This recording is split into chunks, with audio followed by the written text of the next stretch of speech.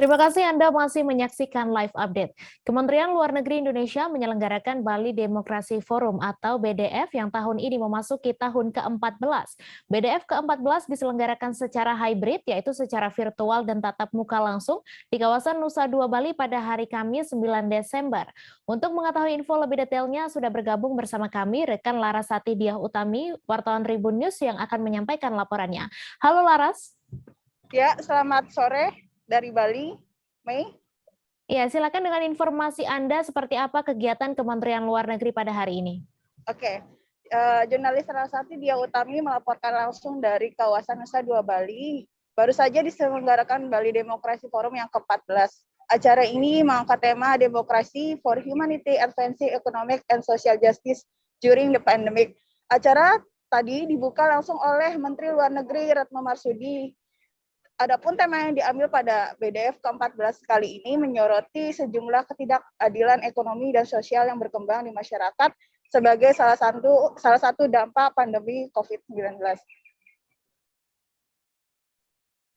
Kemudian dapat Anda informasikan siapa saja yang hadir dalam acara Bali Demokrasi Forum hari ini?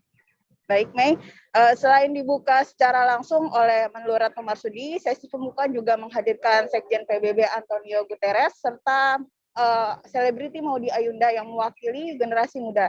Tadi Menlu Retno pada konferensi pers mengatakan bahwa acara ini juga menghadirkan 18 pejabat setingkat menteri dan wakil menteri yang diantaranya adalah Menlu Amerika Serikat Antony Blinken, Menlu Tiongkok Wang Yi, Menlu Turki Mevlut Cavusoglu, dan Menlu Selandia Baru Nana Mahuta yang hadir menyampaikan statement secara virtual.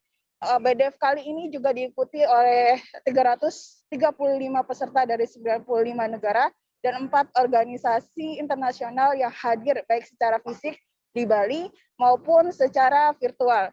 Delegasi tersebut terdiri dari para duta besar asing yang ada di Indonesia maupun pemimpin organisasi internasional yang salah satunya adalah Wakil Presiden dari Palang Merah Internasional atau ICRC yaitu Gis Carboni. Baik, terima kasih Laras atas laporan Anda dan Tribuners, wartawan kami juga telah menghimpun wawancara dengan Menteri Luar Negeri Retno Marsudi. Berikut tayangannya untuk Anda. Mendemokratisasikan arsitektur ekonomi global dan tatanan-tatanan global lainnya. Tidak boleh, saya berikan contoh, tidak boleh ada monopoli dalam partisipasi di ekosistem rantai pasok global.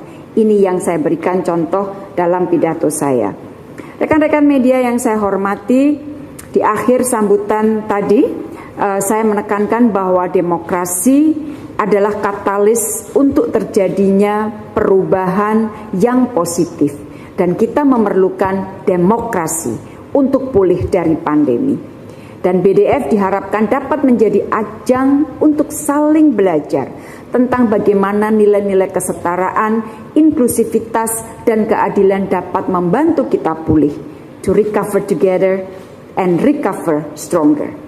Itulah yang dapat saya sampaikan rekan-rekan, dan siang ini saya akan kembali ke Jakarta untuk nanti malam mendampingi Presiden Republik Indonesia berpartisipasi secara virtual dalam Summit for Democracy yang dituan rumahi oleh Presiden Joe Biden.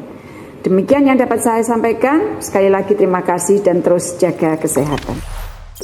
Jangan lupa subscribe, share, komen, dan like ya.